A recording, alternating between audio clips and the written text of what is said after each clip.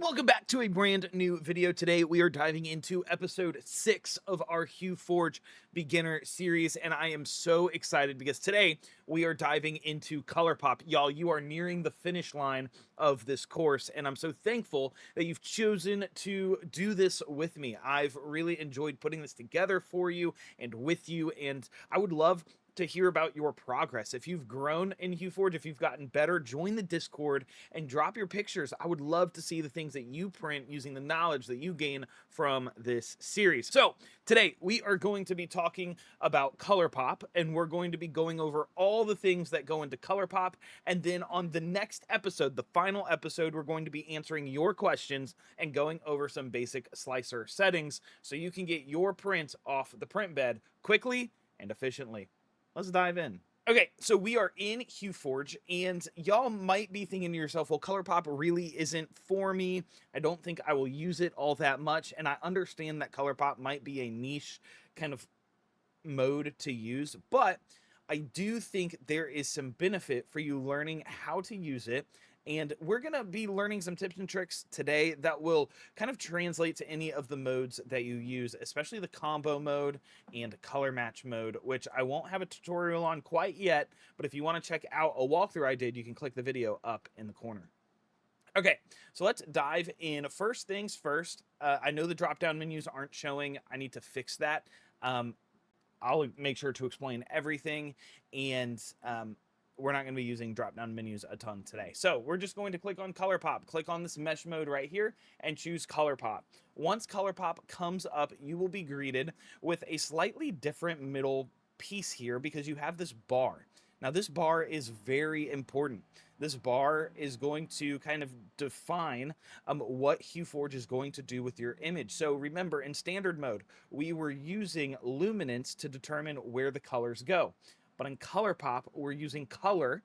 HueForge is actually looking for like not black and white color to pull from the image and to put on the top. So let's go ahead and drag in an image, but I'm going to delete my top two colors so that we just have a black and white image or a black and gray image when I drag it in, because I want to show you how I build this layer by layer.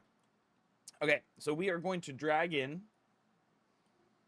this Michael Myers. Now, this file plus the other one that we're going to work on today is already available on MakerWorld for free.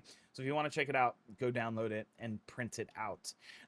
As you can see here, when we're in standard mode, and let's just toss maybe like a, let's toss like a white on top. Okay. And then maybe like an orange. We'll throw an orange in there.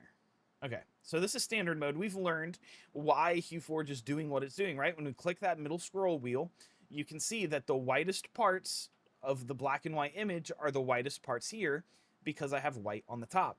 Then we have this lighter gray.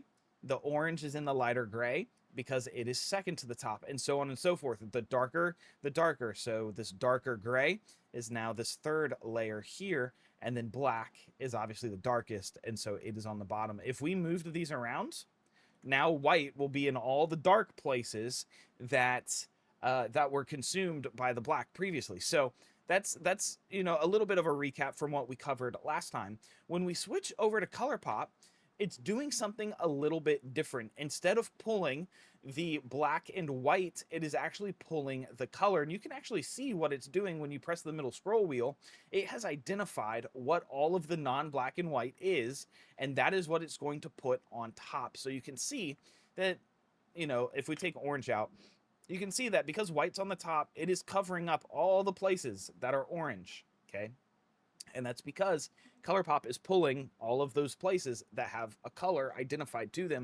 It doesn't have to be just one color. It's going to pull all of them. So if you have a, you know, a really beautiful, you know, 5-color image, it's going to pull all of them and just place it up on the top. And so you're not going to be able to color match very accurately in ColourPop mode if you're dealing with more than like 1 or 2 colors. So let's go ahead and talk about our screen here, because this is where ColourPop gets kind of confusing, because if I just drag orange over here and put it up there, that doesn't look that good. My color core looks right. I mean, I can bring down my gray a little bit, bring down the black, but it still is a little dark, and it doesn't look that good. That's what this slider is here for. This slider is telling HueForge to create two separate HueForges. We need to understand this. This is crucial. In ColorPop mode, you are creating two different HueForges and you're pasting them on top of each other. This line right here is telling HueForge where to make the differentiation, the line where the first HueForge stops and the second HueForge starts. So, for example, here, when I have this line right here kind of in the middle, we'll move it to 0.5. When I have it right here, HueForge is breaking my image into two separate HueForges right here, which means that I'm creating a HueForge with black, gray, and a little bit of white, and then I'm creating another HueForge with a base of white and then orange. If I drag this up, you see our image changes pretty drastically. And that's because now my HueForge on the bottom is black, gray, and white, and my HueForge on the top is just orange because I've dragged this kind of line above my white. And that's why I'm getting orange way more vibrantly up top, and I'm getting more white on the bottom HueForge because the full white layer is under this line. So when you drag this line down, there's hardly any white. When you drag this line up, there's a lot of white. And that's because you're creating two separate HueForges. So the bottom HueForge has black, gray, and white layers, and then the top HueForge has orange layers. Now, you can make these colors whatever you want. HueForge is going to break it up black, white, color, but you can make these whatever you'd like. So if you want to replace, the black with pink, and then the gray with magenta, and then the white with green, this might give you nightmares. But you can do it because HueForge doesn't care about the colors that you're using. It only cares about the colors that it's pulling from the original image. We'll hit Control-Z to back up off of that nightmarish image. This is the finished HueForge. I know, we didn't really touch anything. This looks really good. Now, we can touch a couple different settings. If we come over here to mesh geometry, we have this kind of panel over here on the left. This tolerance bar is going to tell you how much of the color it's actually going to let through. So the higher you drag this bar, the less of the orange that it's going to let through to that top layer. And then the lower you drag that bar, the more orange it's going to let onto that top HueForge. And it's not letting orange through, it's actually just letting this color, this light through. And so you drag it up, you can see that our image, what it's pulling as color, is getting less and less when we click that middle scroll wheel as we adjust the tolerance slider. And so we're getting less and less color. This is really good when you have a really overwhelming color, or there's a lot of particles or other things kind of just off in the distance and you want to edit those out. Tolerance can be a really helpful tool. In this case, I don't think we need to use it, and I'm going to keep it right there at 20 because I like the amount of orange that's coming through. Again, we've talked about spike removal, so I'm not going to talk about that again. Make sure to reference the older videos. If you're picking up today, that's great. There are 6 other videos for you to catch up on. I'm going to link them in the description below so you can do that. And then brightness adjust, and this is exactly what it sounds like. We are adjusting the brightness of our original image because remember, we turned edit image on and we saved defaults. If edit image is off, then we're editing the HueForge and we're going to get a much different result than if we edit our base image. But I'm going to move this back down to my default. That's 0.07 because I like bright, vibrant images. Okay, so let's go ahead. Let's restore this to default, and let's just walk through a brand new image together. It's almost Halloween, so we're going to drag in this Freddy Krueger. And honestly, low-key, this looks pretty awesome in standard mode. When I hit restore defaults, it took us back to standard mode. It erased some of our filaments here. And this image actually looks pretty good, but we're not here to play around in standard mode. We're here to play around in ColorPop mode. Let me show you how easy ColorPop mode can actually be. Go down to ColorPop. Now, we have our orange in here, but we know that we need our bamboo basic jade white, or whatever white that you use for your HueForges.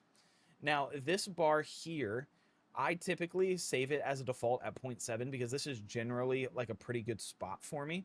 But it all depends on what you're looking for. I'm going to drag this up a little bit just to get more vibrant orange, and then I'm going to drag red in because I like the way the red looks. Now, I don't like how light the red is, so I may come over here and just adjust the brightness a little bit, like this. Okay, I like the way this looks. Now we need to problem solve something because I know that this image is going to have a problem with its black layers. You see, we're at layer 9, and there is a lot of black on this image, like a significant amount. I actually have it printed out behind me, and there's way more than even the picture showed, just because all of these spaces are all just that first bottom color. And black is really flimsy. You risk poking a hole in it, bending the corners. It's not very sturdy. So we need to come down here to base thickness, and we just want to turn this up by like 3 to 0.8. And you see that we went from layer 9 on black to layer 13. Our overall mesh height did grow. So instead of like 2.26 or whatever it was, it's now 2.56. And we have 32 layers instead of 27 layers. But doing that is going to create more base layers for our black, which means that we're going to get a much less flimsy HueForge when we print it out and actually hold it in our hands. That's like problem solving before the problem happens. If you're getting flimsy HueForges, that's why. Your base layer, whatever color that is, there's too much of it, and that bottom kind of spread of layers is just not enough, so you're getting really flimsy HueForges. Okay, so this is ColourPop. I walked through it. This is ready to print. I could play around with it a little bit more, maybe take some of the gray out to get a much brighter, more vibrant image. I can bring the brightness down a little bit more, but I would be ready to print this out and to post it to MakerWorld just like this. I think it looks great, and that is how I approach ColourPop. It is a really fun mode with really cool settings. I would encourage you to go onto Pinterest, find some images, and just load them in to ColourPop. You can just type in monochrome images and see what comes up. Load them into HueForge and just play around with the settings. Play around with the slider. Figure out what it does, why it's making the changes that it's making. Play around with the tolerance. Why, when you bring it this high up, am I losing basically all my color from the original image here, except for like right down here? Play around with the sliders, get familiar with it, because the more you play around, the more you're familiar with the program, the better you're going to be, and the more practice you're going to have once you start taking on more difficult commissions or tasks or images or whatever it might be. Huge shout out to my people over on Patreon. Y'all make these videos possible. This video has been out on Patreon for quite a while. Not this exact video, but the concepts covered in this video. If you want more detailed help with HueForge, follow me over there on Patreon. I offer one-on-one coaching. Follow me over there on Patreon. I offer one-on-one coaching, and it's really helped out the people that I've been able to help. I've gotten really good reviews, and I really appreciate everyone that's supporting me over there. We also do live group calls where you can ask your questions about HueForge, and then we'll work on your projects together. I also drop 2 exclusive tutorials over there every single month, and everyone over there is learning together. You're part of a Discord community of like 20 people that are all learning HueForge together, and it's really cool to see how people are testing out new things and trying out new options, playing around in HueForge, and then posting their results. So if you're interested, check out the link down there in the description. I would highly, highly, highly appreciate it. I will catch you guys on the next one. Final video coming up soon. Thank you for your patience. I'll catch you then.